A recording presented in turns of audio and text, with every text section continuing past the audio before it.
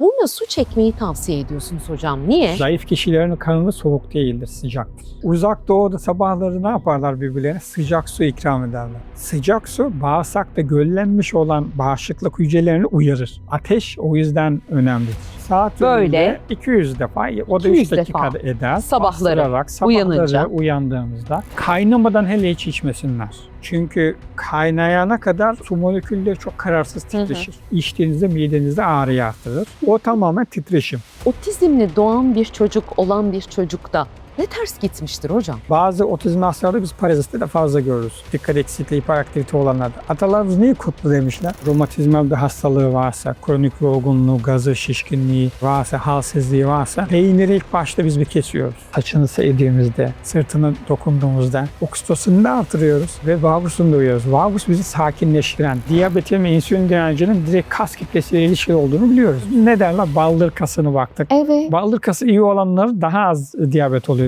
Çünkü kas kitlesi. Şimdi Siz de yapın diyorsunuz. Her 20 dakikada bir ayağa kalkın diyor.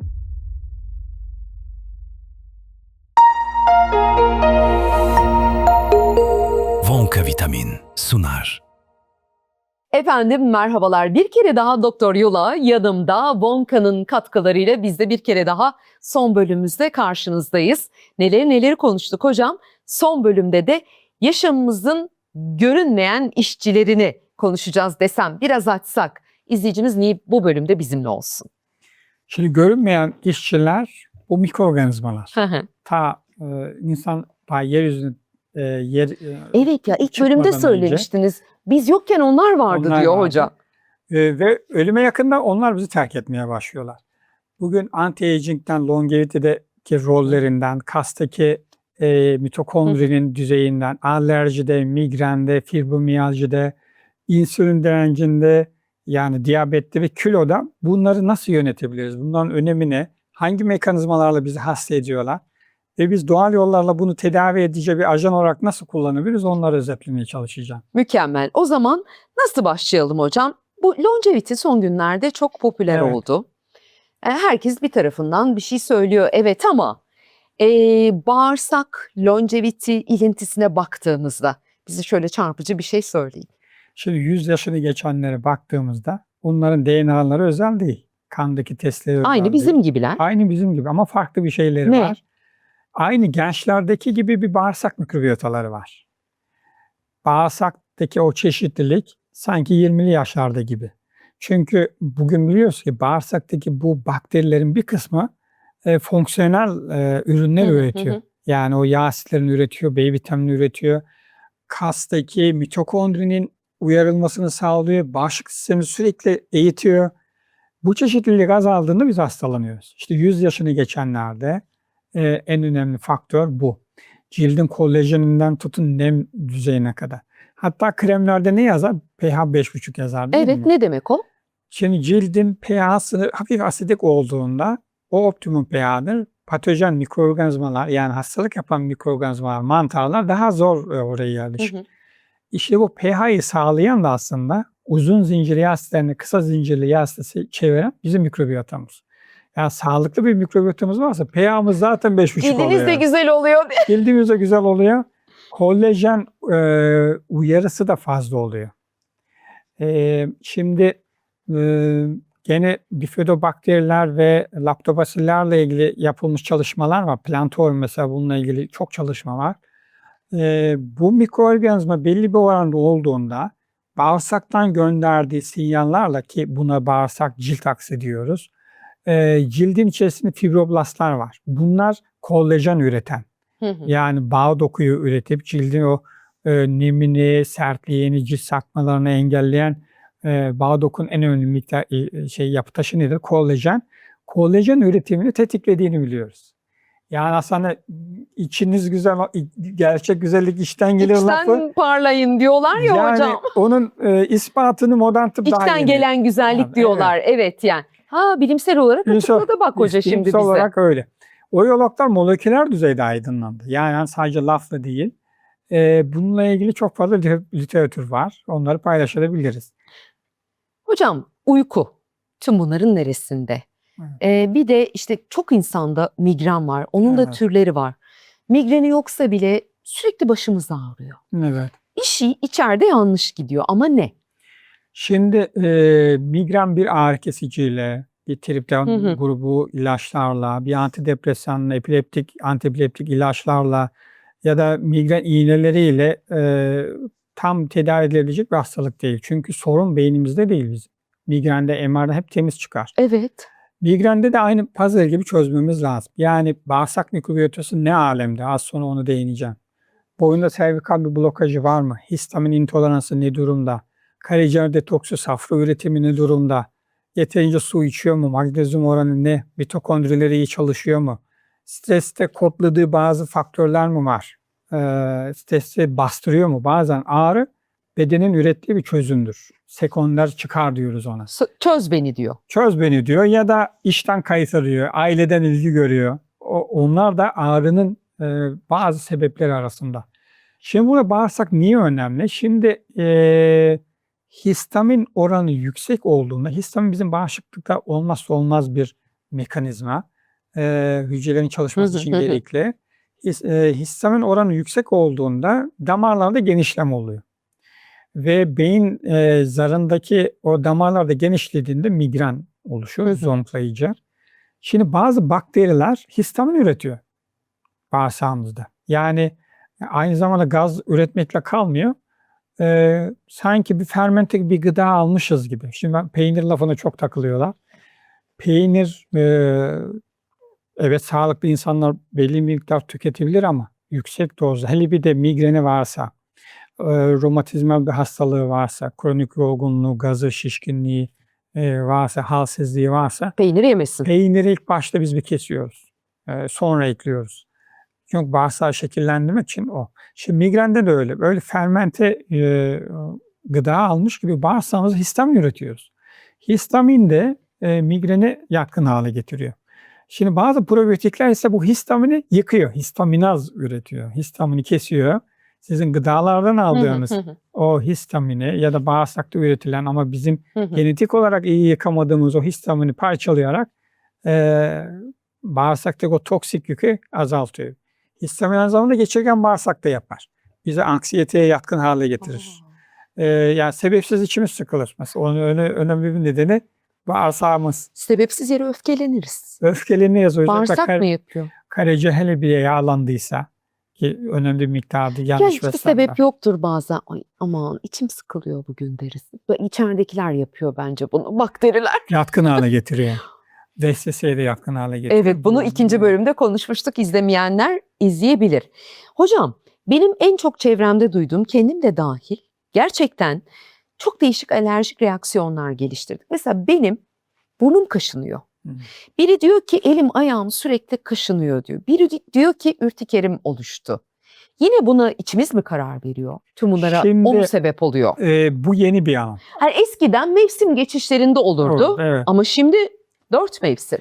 Şimdi çoğu alerji uzmanı arkadaş da bu alanı yeni öğrenmeye başladı. Çünkü hep bize ilaç anlatıldı. Kortizondur, antihistaminiktir, işte bazı bağışıklığı bastıran ilaçlardır. Ama alerjinin mekanizmasına baktığımızda geçirgen bir bağırsak varsa, orada da histamin üreten suçlar, bakteriler yoğunsa bağışıklık sistemi sürekli alarm halinde olacak, alert halinde olacak. Bu da en ufak uyaran tetikleyecek. Yani neden geçmişte polen bir alerji yapmıyordu da sonradan yapmıyor? Neden kedi tüyüne alerjimiz yok da sonradan olduk? İşte bunlar hep havuzu dolduran faktörler. Onların da en önemlisi bu disbiyozis dediğimiz durum. Elbette ki ruh halimiz çok önemli. Çünkü bugün biliyoruz ki bizi hasta eden ana mekanizma nöroimmünoloji. Yani bizim zihinsel yükümüz beyinde bazı noktaları aktive eder. O da immün sistemi, bağışıklığı ve hormonal sistemi direkt etkiler. Yani cilt bazen bizim dış bir faktöre verdiğimiz cevaptır. Mesela sınav dönemi girdi değil mi? Evet. Yüz binlerce öğrenci girdi. Bir kısmında ürtiker oldu. Yani cilt dış bir faktöre verdiği, onun tedavisi kortizonlu krem değil. Bir söz. Psikonöroimmünolojik mekanizmayı sakinleştirecek basit bir telkin, bir güven, bir sırtına dokunuş, bir oksitosini artırmak. Rahatlatacak, aslında geçirecek. Su uyaracak mekanizmalar. Yanımızda Hızlı. strese giren birine ne yapalım hocam? Dokunmak mesela dediniz. İyi Tabii gelir mi? sözler, tabii dokunma, cilt. Bak anne karnında ektoderm dediğimiz bir tabaka var. O ektoderm tabakada hem cilt gelişir hem beyin hücreleriniz, beyin gelişir. Yani cilt ile beyin arasındaki ilişki daha anne Anne karnında karnında başlıyor. başlıyor. Ve kutana visceral refleks dediğimiz o olay var. Cilt ile iç organlar, beyin arasındaki refleks noktalar. Vagus sinirini biz ciltten uyarabiliyoruz. Yani kişinin beynine okşadığımız, saçını sevdiğimizde, sırtına dokunduğumuzda oksitosinini de artırıyoruz. Ve vagusunu da uyarıyoruz. Vagus bizi sakinleştiren, parasempatik moda, yapım moduna sokan ve çoğu hastada da ne yazık ki yavaş çalışan bir sinir. O siniri uyarmak için bunlar önemli. Egzersiz, nefes egzersizi, su. Ama vagusun en çok etkilendiği yer aşağıdan yukarıya bilgi taşır vagus. Yukarıdan aşağı taşıdığın daha fazla bağırsaklarımız. Gene iş oraya geldi. Yine Yani beslenme, gene beslenme ve mikrobiyota, çünkü bu elektriksel uyarılarla da biz vagus uyarırız. Sadece ürettiğimiz bağırsağımızdaki serotonin, dopamin, kısa zincirli yağ asitleri dışında bağırsaktaki bu gram negatif bakteriler ve probiyotik bakteriler arasında denge bozulduğunda onların da bir elektrik yükü var. Ve yeni çalışmalar bunları ölçebiliyor artık. İletişim organ olarak kullanıyor beden. Sadece hormonu, sinir sistemini değil, bu elektromanyetik alan da bizim için bir iletişim. Kötü bakteriler arttığında bağırsaktaki elektromanyetik alan da bozuluyor. Şimdi cihazlarla biz onu ölçebiliyoruz. Baktığımızda mesela eskilerin dediği o kök çakra, göbek altı kısımdaki göbek daha böyle yoğun ve soğuk görünüyor. Elle de onlar anlaşılabiliyor. Çünkü ısı da düşmüş oluyor kötü bir mikrobiyotada. Elimizde termoreseptörler çok yoğun bu bölgede. Şurası. Isıyı algılayan. Evet hocam. Mesela elimi şöyle şurama koyduğumda burada bir soğukluk varsa kötü bakterim olduğunu mu gösteriyor? Oranın metabolizmasının düştüğünü, dolaşımının iyi olmadığını, kötü ölü bakterilerin de sıklıkla arttığını bir göstergesi. Dokunmadan da ölçülebiliyor aslında. Çünkü alışkanlıkla ilgili. Hocam beni bir defa bir muayene ettiğinde sizde bir alet vardı. Çok şaşırmıştım ona. Evet. Böyle tuttuğumuz bir alet. Mesela benim artık tüm Türkiye biliyor bağırsak bölgemiz sorunlu olduğunu hocam. Oraya geldiğinde orası nasıl alert duruma geçmişti? Evet. Hatırladınız mı? Kırmızı böyle uyarı veriyordu. İşte o aletler neyse artık sizdeki ben tam anımsayamıyorum. Skalar dalgayı ölçüyor. Aslında fiziksel, öyle enerjetik düzeyde değil. Fiziksel bir dalgayı ölçüyor. Düşün, orada da sorunlu bölgeleri tek tek gösteriyor. Anne sütü alan biri aslında ta o zamanlar kendine bir iyilik mi yapmıştır? Yani şimdi boşuna. Emziremeyen hanımlar da ne olur darlanmasın bu konuda. Evet, evet. Ben emziremedim diye üzülenler oluyor ama yani yapılabilecek bir şey yok. Fakat anne diyor sadece bebeğini emzirmez. Bebeğinin bakterilerini, mikrobiyotasını da emzirir diyorsunuz. Ne demek bu? Şimdi anne sütü dünyadaki en değerli gıda ve taklit edilmesi imkansız. Laktoferrininden tutun antikorlarına kadar. Çünkü anne o bağışıklık bilgisini bebeğe aktarıyor onunla. Bir de oligosakkarit dediğimiz bazı karbonhidrat yönünden zengin maddeler de konsantredir anne sütünün. Özellikle ilk 3 gün o kolostrum o kadar değerli ki altından daha kıymetli. Mümkün mertebe bebeğin onu kaçırmamasını sağlamak lazım. Sezaryen işte bunu bozabiliyor. İşte şimdi de sezaryen olan anneler o defa ayaklanıyor ve bize diyor ki ne yapalım yani öyle gerekti diyor. Yani mümkün mertebe doğal yollar tercih etmek lazım. Çünkü bedenin yaratılış mekanizmasında bunlar ön planda. Şimdi bu oligosakkarit sütteki bebek bunu sindiremiyor. Bunu sindirmesi için bifidobakteri ağırlıklı probiyotiklerin bebekte olması gerekiyor. Yani bebek o bakteriyi anneden alacak ki cildinden, ten temasıyla, hatta vajinal yolda doğarken bile laktobasili alıyor bebek. Bunlar o anne sütündeki o karbonhidratları, o yağ asitlerini daha iyi parçalayıp emilmesini sağlıyor. Ve bebeğin zenginleştiriyor bağırsaklarını. Şimdi çalışmalar onu ispatladı. Hazır mamayla beslenen bebekle anne sütüyle beslenen bebek arasındaki dışkı kokusu bile farklı.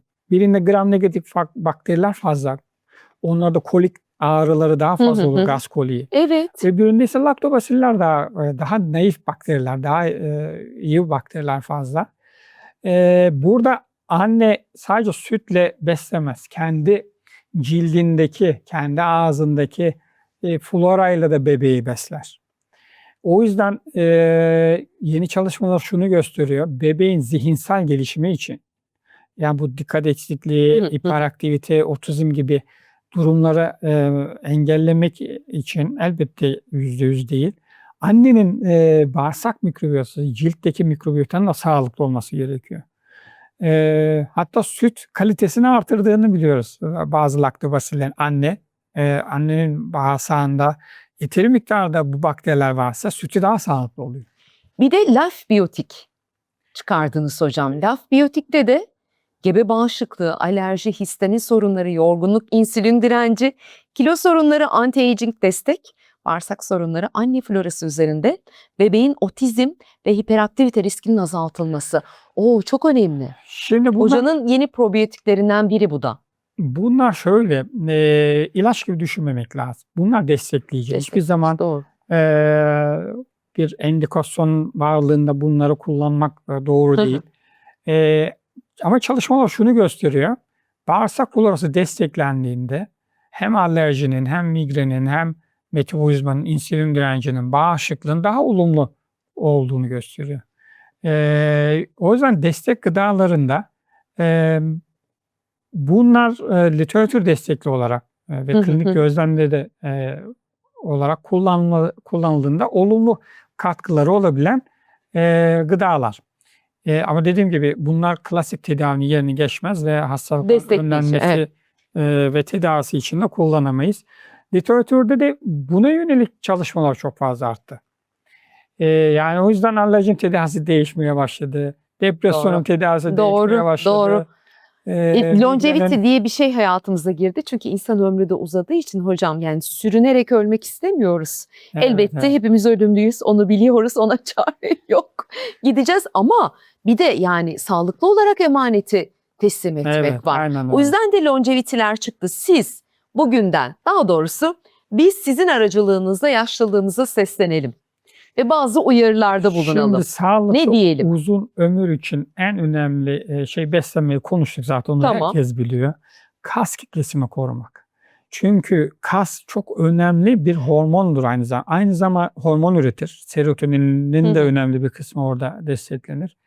Aynı zamanda metabolizmayı destekler ve kan şekerini temizleyen en önemli doku bizim bedenimizde kas kitlemiz. Bugün diyabetin ve insülin direncinin direkt kas kitlesiyle ilişkili olduğunu biliyoruz biz. Nasıl? Yani kişinin yağ oranına bakmak çok artık mantıklı değil. Kas oranına bakmamız gerekiyor. Eğer düşükse kas oranı, Kas oranı düşükse bundan insülin direnci gelişme ihtimali çok yüksek. Ve bir diyabet. yaşıma daha girdim. Çalışmalarda mesela ne derler? Baldır kasını baktık. Evet. Baldır kası iyi olanlar daha az diyabet oluyor. Çünkü kas kitlesi bütün yürüyor o. Bütün Evet. vücutta kas artıyor. Kandaki glukoz kleransı dediğimiz kanı glukozdan temizleyen, kullanan en önemli organ. İnsülinden de bağımsız da alabilir. Kas. O yüzden hareket olmadan sağlıklı bir uzun yaşam olmaz. Hiç olmazsa yürüyüş. Hiç olmazsa yürüyüş. Nefes egzersizleri, işte germe egzersizleri, yüzme. Yani bunları yapabilsek Vücut hareketi bile. istiyor. Hele ki Evet. bak, çok şaşırdım. İnsülin direnciyle şimdi kas kütlemde de benim bir zayıflama olmuştu menopoz süreciyle ilgili hocam. Şimdi anlıyorum neden insülin direnci olduğunu. Evet, Çünkü kasım zayıflamış. kas zayıfladı. Yabancıların yaptığı bir şey varmış. Şimdi biz- Siz de yapın diyorsunuz. Her 20 dakikada bir ayağa Şimdi biz kalkın yurt diyor. dışında bunu çok şahit olduk. Mesela eğitimlerde 20 dakikada bir topluca bütün sınıfı ayağa kaldırırlar. Bir dakika bir hareket. Çünkü çalışmalar şunu gösteriyor. Biz günlük uyanık kaldığımız saatin %25'ini ancak oturabiliriz. Eğer bu 1/4 oranından fazla oturuyorsak vücutta yangı başlıyor, enflamasyon başlıyor. Enflamasyon da bütün hastalıkların kök nedeni. Yani diyabetten tutun Alzheimer'a, demansa kadar. O yüzden konformizm Bizim önemli bir hastalık nedeni oldu. Nefsimize de kolay geliyor. Az hareket, az Alıştık eforla hocam, alıştık. yapmak. Bir yere Klima- yürüyerek gitmeyi unuttuk. Merdivenle Çıkmayı yukarı unuttuk. çıkmayı unuttuk. Nefes almayı unuttuk. Nefes almayı unuttuk, doğru. Evet. Yön bulmayı unuttuk. Yön bulmayı unuttuk. Yani vücudumuz da ne yapsın, tüm bunlara uyum sağlamaya çalışıyor. Uyum sağlamaya çalışıyor. Kendini koruyor aslında. Her 20 dakikada bir ayağa kalktık. Masa başı iş yapanlar özellikle Mutlaka. buna dikkat etmesi lazım. 3. bölümde unuttuğumuz bir şey vardı. 4. bölümde konuşalım dedik. Bununla su çekmeyi tavsiye ediyorsunuz hocam. Niye? Şimdi bize öğretilen binlerce yıllık bilgilerin Bilgi. fizyopatolojik mekanizmalar da yeni biz anlıyoruz. Şimdi burun mukozası 5. kafa çiftliğiyle trigeminal sinirin Hı hı. etkilendiği bir Hı. bölge. Buruna hafif su çekip yaktığımızda, o sızlama yaptığımızda Evet. sağlı sollu bunun nöroenflamasyonu azalttığını, yani beyindeki mikropsuz iltihabı azalttığını bulduk. Ve vagusu uyardığını bulduk. Vagus bizi parasempatik moda sokan, bizi dengeleyen, iyileştiren, hücrelerin çoğalmasını dengeleyen bir sistem. Yani bu basit bir öneri bile derinden Vücuttaki iltihaplanmayı azaltıyor. özellikle beyindeki. Aa. Çünkü baş boyun bölgesi enflamatuar bozucu alanların yoğun olduğu bir bölge. Hocam abdest alınırken burnuna su çekilir mesela. Evet, onun önemli bir Aa. önerisi aslında o. Biz mekanizmaları anlayamadığımız için önemsemedik. Aynen. Güneşle kalkmamızın nedeni de yeni anlaşıldı. Yani Evet. kortizol hormonunu Güne bizi namazla artırıyor. başlamak. Niye? Güneş. Çok net Evet. anlıyoruz. Peki hocam, şimdi kilo ve insülin direnci. Ya daha sabah bir izleyici dedi ki, şu kilodayım, yapmadığım şey kalmadı ama kilo veremiyorum çünkü insülin direncim var diye yazmış. Evet. Tüm bu konuştuklarımız bağırsak, içimizdeki dünya, kilo verememe, insülin, nasıl anlatırsınız burayı? Şimdi insülin direnci dediğim gibi koruyucu bir mekanizma. Eğer insülin direnci geliştirme gibi bir mekanizmamız olmasaydı biz çok daha hızlı hastalanıp ölürdük. Hı hı. Çünkü hücreler aşırı ve gereksiz glukozun hücre içerisine girmesini istemiyorlar. Hem metabolizmayı bozacak hem şeyi. Şimdi insülin kilo kaloriyle direkt ilişkili değil. Yani 100 kalori aldığımız bir gıda düşünün. 2 kişi aynı 100 kalori alıyor. Ama birisinde 50 kilokalori gibi etki ediyor, öbüründe 150 kilokalori gibi. Çünkü bir bakıyoruz ki bu tek yumurta ikizlerinde böyle araştırmalar var. Bütün genleri aynı Hı hı, demek hı hı. yani. Tek yumurta ikizi. Biri obez oluyor, öbürü olmuyor. Farkı ne? Bağırsaktaki bu enerjiyi kullanan, bize iyi ya da kötü madde üreten bakteri çeşitliliği farklı. Birinde enerjiyi yakıyor, karın bölgeleri daha sıcak, daha ısı. Çünkü zayıf kişilerin karnı soğuk değildir, sıcaktır. Dikkat etsinler. Metabolizmanın canlı olduğunu Şu an gösterir. hepimiz karnımızdaki sıcaklığa bakma ihtiyacı hissediyoruz. Ben evde bakacağım, siz şu an evdeyseniz bakın. Şimdi uzak doğuda sabahları ne yaparlar birbirlerine? Sıcak su ikram ederler. Çünkü o metabolizmayı canlandırır ve sıcak su bağırsakta göllenmiş olan bağışıklık hücrelerini uyarır. Ateş o yüzden önemlidir. Hemen düşürülmez ateş. Çünkü ateş bağışıklık hücrelerinin beyaz kan hücrelerinin fagosite etme, yeme kapasitelerini 10 kat artırıyor. 1 derece artış.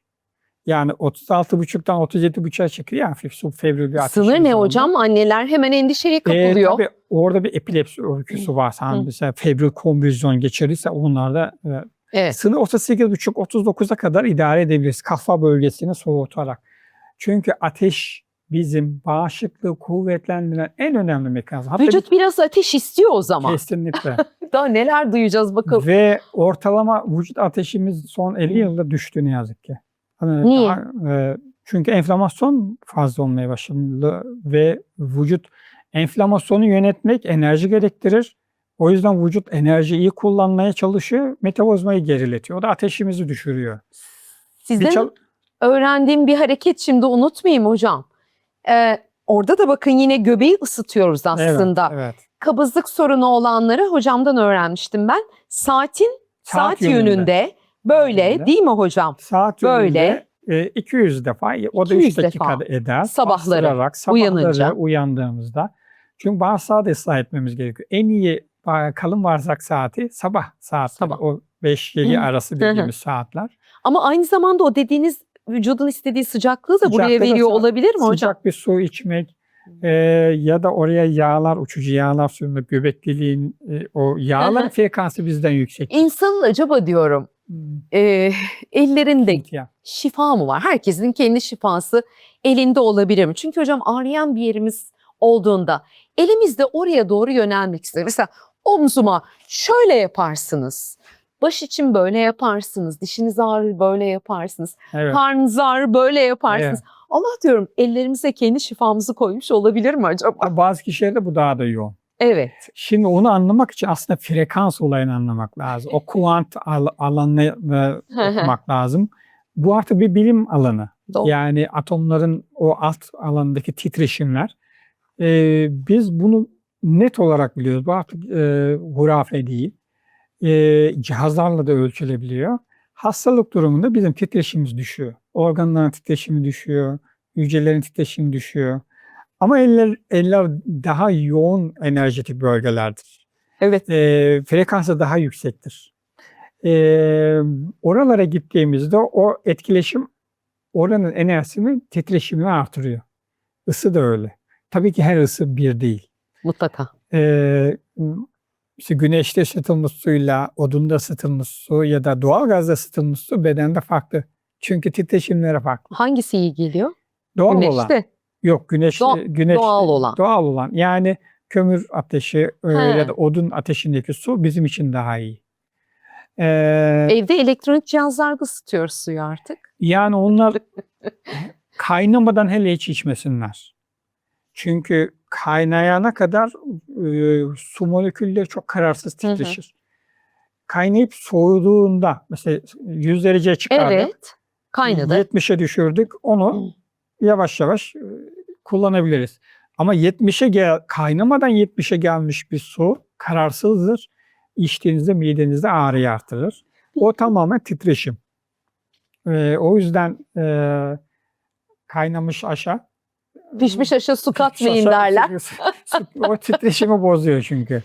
Hocam yıllardır reddedildi. Artık kabul görüyor. Otizm ve beslenme ilişkisi. Evet.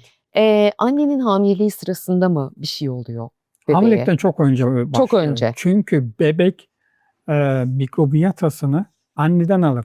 Daha anne karnında bu etkileşim başlar. Çünkü ne kadar sağlıklı bir mikrobiyotası varsa annenin vitamin üretiminde, kısa zincirli yağ asidi üretiminde, enflamasyonu engelleyen bakterilerin üretimi de sağlıklı olur. Bağışıklığı daha dengeli çalışır. Bunlar plasantadan o bilgi eşle yani rahimden bebeğe geçer bu bilgi. Ve bebek daha doğmadan bağışıklığı ve sinirsel yapılanması, o nöral metabolizma direkt etkilenir. Bununla ilgili çok çalışma çıkmaya başladı. Yani otizmle doğan bir çocuk olan bir çocukta ne ters gitmiştir hocam? Şimdi tek bir sebebe bağlamak yanlış. Burada beslenme bir ayağı mı? Beslenme önemli. Vitaminler eksikliklerinden tutun ağır metal yüküne kadar, psikolojik travmalara kadar çünkü annenin yaşadığı travmalar, o stres hormonları bebeği de ağır haline getirebiliyor. Ve bu kötü huylu bakterilerin oranı, çeşitli bir eksiklikler bunların hepsi birleşince ortaya çıkıyor. Burada önemli bir ayak gene mikrobiyota. Yani tek bununla sınırlayamayız. Otizmle ilgili çalışmalar çok fazla. Ülkemizde de öyle. Destekleyici bir yaklaşımdır. Hem beslenmenin hem probiyotiklerin, işte yağ asitlerinin, özellikle omega 3 yağ asitlerinin, bazı durumlarda kenevir yağları gibi, magnezyum gibi. Yani bunu tamamen kişinin durumuna göre belirleyip vermek lazım. Ama olmazsa olmaz sağlıklı bir bağırsak.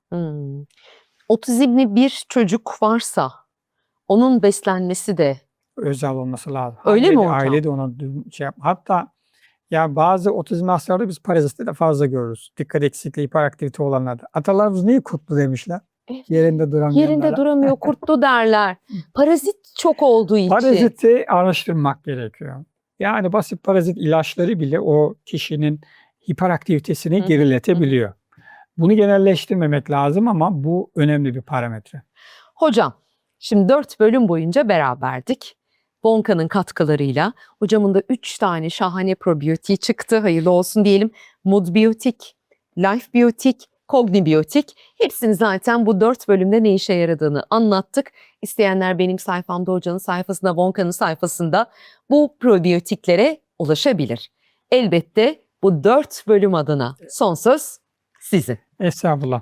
Şimdi özetleyecek olursak bedenimizde gerçekten bir mikro alem var. Ve bizim hem ruhumuzu etkiliyor, hem bağışıklığımızı etkiliyor, duygu durumumuzu etkiliyor. Bunları yönetmek için en önemli şey takviye edici gıdalar değil, beslenmemiz, doğal beslenmemiz. Atalarımız nasıl beslenmiş, nelerden kaçırmış, neleri yemiş. Pozitif düşünmemiz. Yani biraz polyanacılık şart mı yazık? Hep negatife yoğunlaşırsak Doğru sistem hocam, bozulacak. Doğru. Kortizol artacak. Sadece bu kortizol artışı bile bağırsağı bozuyor zaten. Geçirgen bağırsak yapıyor. Doğru beslense de biri stres seviyesi yüksekse yine geçirgen Diyabet bağırsak olabilir. olur mu? Diyabet olabilir. Çünkü o kortizol aşırı üretildiğinde kan şekerini artırır. Çünkü kortizol savaş kaç olmalı. Ve bedenin ihtiyacı olan nedir savaş kaçta? Enerjidir. Enerji nereden alacağız? Şekerden alacağız. O yüzden onu artırır. Yani her işin başı zihin sağlığı, psiko, nöro, immünolojik mekanizmalar. Bunlarda da atalarımız çok güzel sözler söylemişler. Modern tıp da bunları destekliyor. Bakış açısı tabii burada önemli. İlaçlar evet önemli. Acil dönemlerde hayat kurtarıcı ama kronik hastalıklarda bütüncül yaklaşmak gerekiyor. Gerektiğinde ilaç. Uzun vadeli mümkün mertebe dikkat etmek gerekiyor. Özellikle antibiyotikler. Antibiyotiğin kelime manasını yaşam karşıtı. Yani gerçek bir ihtiyaç olmadan hekimimizin zorlamayınız. Yani hekim arkadaşlar bu konuda daha bilinçli davranıyorlar. Bundan sadece bizi değil bakın bebeklerimizin sağlığını bile etkiliyor. Bir sonraki nesilleri etkiliyor. Yani biz bu doğadaki iyi bakterileri öldürdük. Şimdi de probiyotikleri almak zorunda kalıyoruz birçok durumda. Yani alacaksanız da hocamınkileri bir bakın, özür dilerim hocam, kestim. Niye? Çünkü o sözünüzü hiç unutmuyorum.